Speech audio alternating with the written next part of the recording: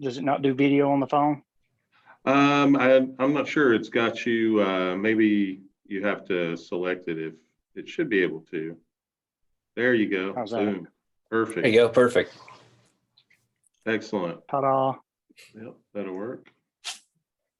All right. Well, Jimmy, we've got a few media members on here from the Tri-Cities, and we've got Jeff Birchfield, one of the other ones. He's got to cover cross country. He gave me a couple of questions to ask you.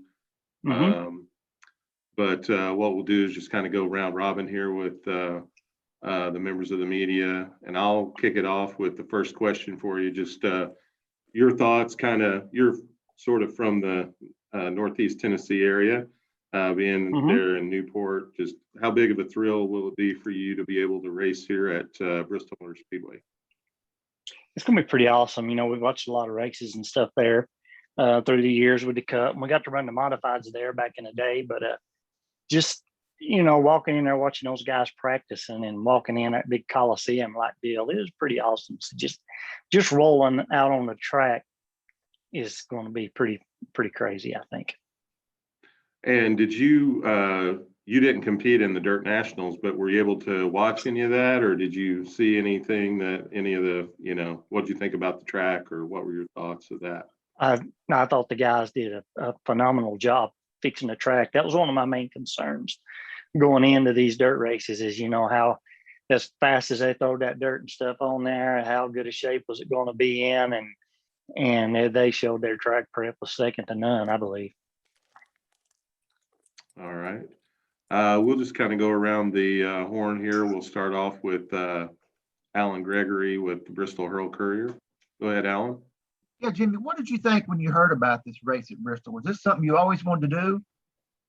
Well, we did it the first go around. I was in a modified back in the day, and you know, at first I jumped on it and I was real excited to do it. Then I was like, you know, we're a lot faster now. Our cars are a lot lighter and everything. So then safety kind of got into it a little bit. I didn't know if our equipment would hold up enough, but you know, Mark Richards and the guys at Rocket, they upgraded a lot of the A-frames and all that stuff to make sure that no one had any failures.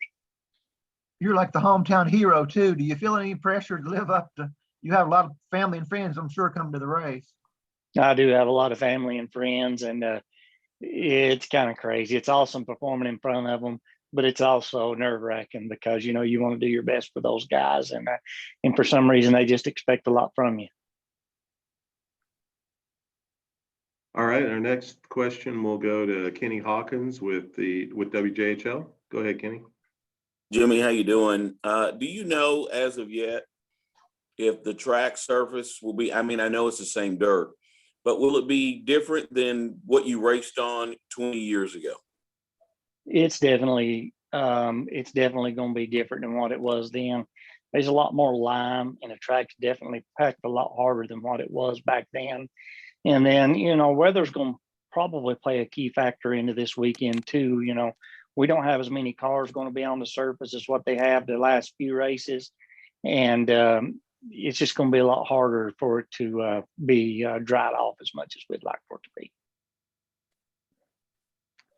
How much next weather question. Oh, go ahead, Kenny. Well, I was just going to follow up real quick. How much weather can you drive in, or does it have to be completely dry for you guys to get a green flag? No, we have raced a little bit with just a light drizzle, and as long as we're out there racing, as long as there's a light drizzle or something going on and the cars keep going, they'll keep the track clean. But it's extremely dangerous because if that track blows, you know, if you get rain or something in one end, it's just like a cup car or something. We're going to plow into the wall pretty hard. All right, we'll go to Casey Getz with WCYB. Jimmy, were you able to, I know you said watching the Dirt Nationals, even when NASCAR was there, they're just things you're watching a race, looking to see, I know it's different cars, just how drivers react to the dirt. Were you trying to take some notes or just see how they did that? Some things you kind of put in your memory bank? Last time when I ran there, one thing that we're not used to, just being as drivers, is the speeds are really fast there, and the cars come up on you when there's a wreck or a car gets a little out of shape in front of you, you're really up on top of them a lot quicker than you are a lot of the places that we race at. And that's really something you got to be cautious of. And I've seen a lot of wrecks in general there before, and I think that was probably a cause of that. But for the most part, it's going to be fun. It's going to be fast, and you just got to stay on your toes. Jimmy, you just won your first race of the season in World of Outlaws series back at Cherokee a week or so ago. Any thoughts about that race, and then what does that give you any momentum coming into this race? It definitely does. We had a good run last weekend at Tazewell. We didn't qualify any good. We kind of started tailback, made it up to 6, but we got a really, really good hot rod right now, a good crew. And we just got to get qualified in good and get through our heats good. That way we got a better starting spot up front. When you look at the competition in the World of Outlaws series and some of the drivers that are expected to race here this weekend, does that kind of, make you elevate your game when you know that you're going to have a stout field of competitors to race against? It definitely does. It was an invitation deal. It doesn't look like they invited anything but good cars. And, we race against some of the best guys in the countries anyway. But when you narrow all those good guys down into one group, even though there's less cars, that one group being so tough makes it hard to make the race. So, I feel like it's going to be extremely important to get a good qualifying lap in. What if a fan maybe hasn't seen a super late model before, or type of dirt racing? What can they expect, or how would you best describe the action? The cars are super aerodynamic. They don't look like your normal passenger car out on the road. They're really something to see for the first time. I feel like there's going to be a lot of wow. It's just like the first time you see a sprint car for the first time. You're amazed at what you see. Well, we get the same thing too. And, the racing can be really, really good. A lot of side-by-side racing and a lot of slide jobs for passes and stuff like that. So, I'm pretty excited, and I think they're going to see a lot of good action. You raced in the modifieds before, you were mentioning, but how do you like the super late models? I love it. It's all, every race in the modifieds got their group of people, and all the people, you get to know them. And then same way with the super late models, you get to know the owners, the teams, the drivers, and it's just, racing in general, whether it be supers or any of it, it's just a great family sport, and everybody gets along great. We'll go back around one more time. Alan, you have another question for Jimmy? Yes, Jimmy. You've raced at Volunteer and With and Tazewell. Any of those tracks, will they carry over at Bristol, some of that experience? I expect Tazewell to be very, very similar.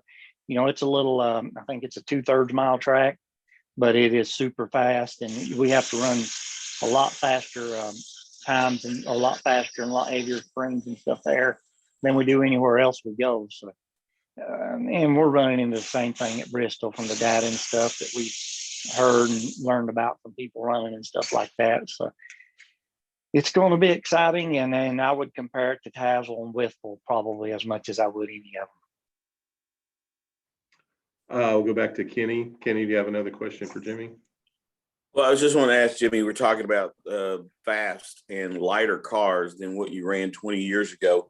About how fast do you think these cars will run at Bristol, and how much more dangerous does that make this sport?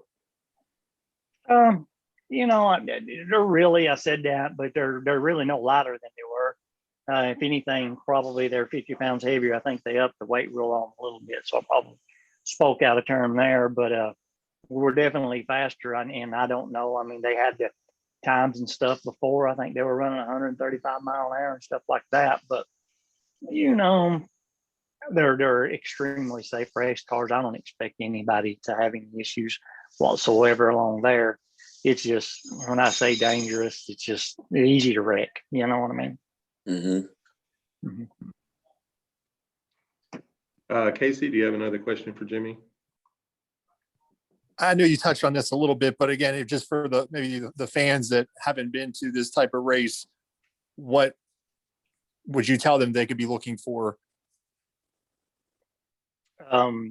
Well, they're probably going to make that place rumble with the motors, and that's always good. You know, the crates and all that stuff that was there before. They just don't make that much racket. Our cars make a whole lot of racket like the Cup cars do, and they look to get dirty because there's going to be a lot of dirt flown, and just a lot of aggressive racing, and we've got a lot of professional drivers out there. Everybody respects each other. I don't think you're going to see a whole lot of wrecks and stuff like that. At least I hope you don't. But I just think you'll get to see some good, clean racing. Do you feel like the drivers who raced in the Dirt Nationals have a little bit of an advantage, like Davenport and a few of the other guys? Oh, absolutely. You know, those guys have had testing. They've been there. They've got to do 2 or 3 rounds of testing and stuff like that, and then they get to go race. And then they know pretty much a lot of the conditions, what the track's going to throw at you. And we're basically going in blind. You know, we haven't laid the first lap around that, and I'm just calling around asking teams what they thought and what they ran. And most people are overly generous and, you know, telling you what they did. I talked to David, the 7 bunch right yonder. I talked to all of them.